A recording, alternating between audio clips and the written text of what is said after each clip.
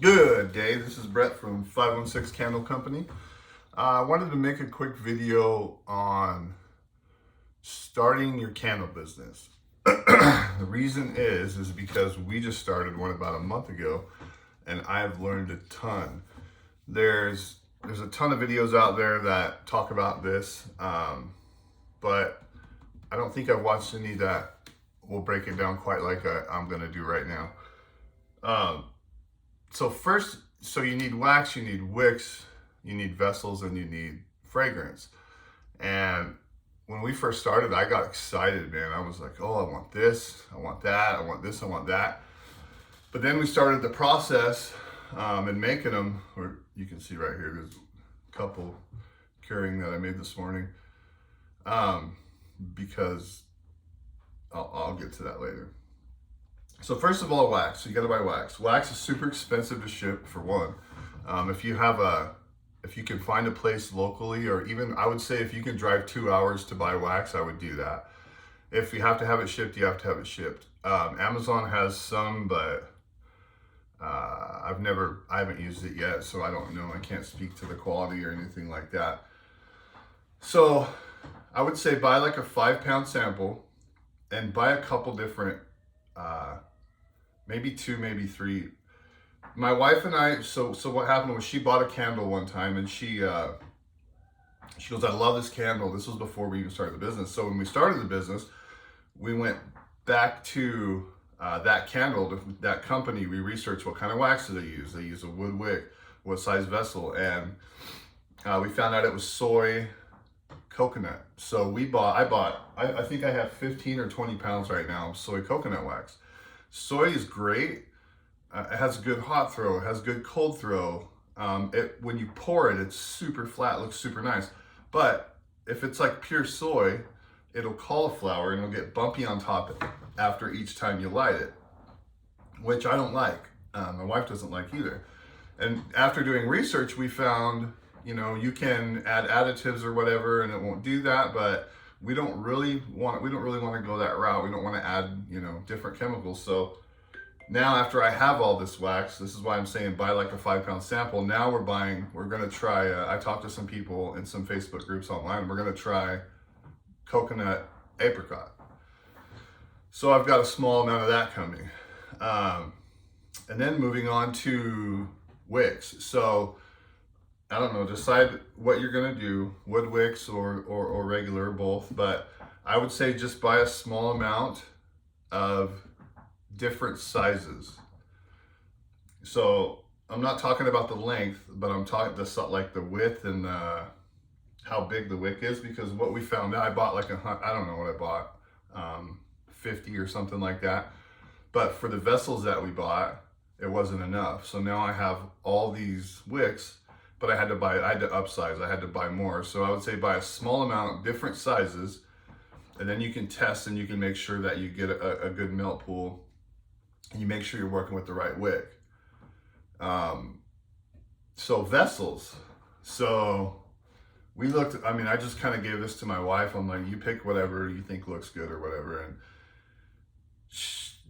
they're kind of expensive. So I'm like, do I want to buy a bunch of these expensive vessels and to do testing? Because you're going to be testing for quite a while. We're a month into the business and we're still testing. We're nowhere near selling. So we ended up buying these little black, oh yeah, there they are. Those off of Amazon, fairly cheap, just little tins. They have lids that go on them.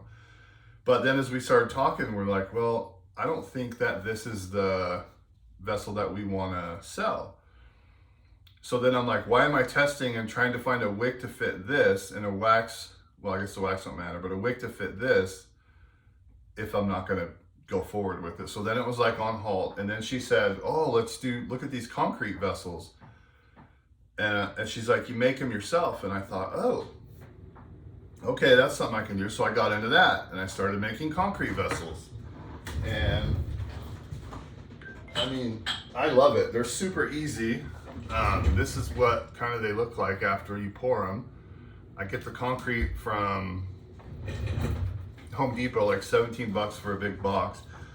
So I start pouring these molds. I start making, I'm doing like with one silicone mold, which is what you use.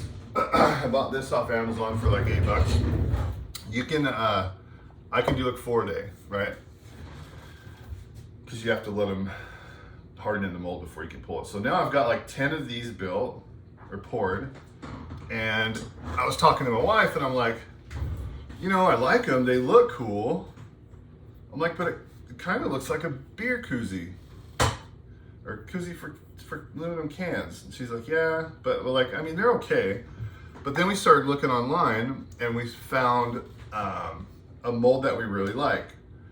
So I've ordered that. So now I'm waiting on that. But now I'm like, am I going to go through the process to test to see what kind of wick this uses if we're not going to sell it in our business? Now we'll do it just, you know, to test fragrance and to test, you know, waxes and stuff, and we'll just make them into candles. But I could have, looking forward, I could have saved a lot of time and money if I would have first choose the vessel that I want to sell and then test out of that vessel. Does that make sense? Hi, sweetheart. Daddy's making a video. You want to come say hi? And so on the vessels, like you can test fragrances, you can test wax, you can test, you know, in any vessel, any cheap whatever mason jar, that's fine. But when you get to the point where you're like, this is what I want to sell, that, you know, this is what I want on my website, get that and start testing in that, because you're going to need to know all that information. And finally, fragrance. So there's a lot of fragrance out there. There's a lot of options. There's a lot of sizes. There's, you know, it's cheaper the more you buy. So what do you need? Yes. So we went and got like 5 different fragrances in like a 16-ounce option. And we got here and baby's gotta eat. And then, so now I have those 5, and then I'm like, well, that was kind of expensive, but then I'm like, what if I want to try other scents?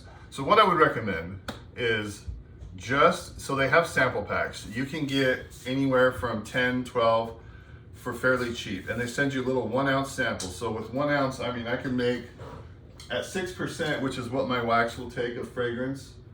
I can do, I don't have a clue because I don't know how to turn grams into ounces in my head, but I think I can get about 2 candles per 1-ounce bottle. So that's perfect for testing. And then you can make all those, smell them, see what you like, and then pick, I would say no more than 5. I mean, 3 to 5 I think is perfect, especially if you're starting out small with a business, because you want to have everything, but just do enough for one hand, keep your other hand free to do other things. And you know, hone in on those 5 and then go for it. So that's what I found out. That's what, if I could do it all over again, I think those are the steps I would take. You know, I would buy a couple sample packs of different waxes. I would buy small amounts of different size wicks. I would try to find the vessel that I want to sell and test in that vessel. And then I would get a sample pack of fragrance. And that right there, I think, I mean, you can do that for less than $100. And then you've got an idea, you got a direction of where you want to go. And if that's helpful to you, awesome. Love you guys. See you later. Say bye, Hallie.